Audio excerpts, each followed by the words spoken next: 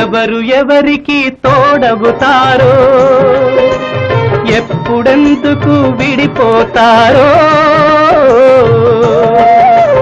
మమతను కాదని వెళతారు మనసే చాలని ఉంటారు ఎవ్వరి పయనం ఎందాకో అడగదు ఎవ్వరిని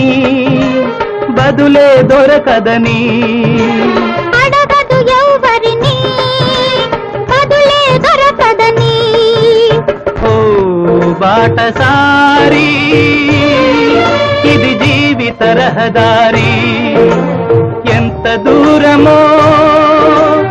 ఏది అంతమో ఎవరు ఎరుగని దారి ఇది ఒకరికి సొంతం కాదు ఇది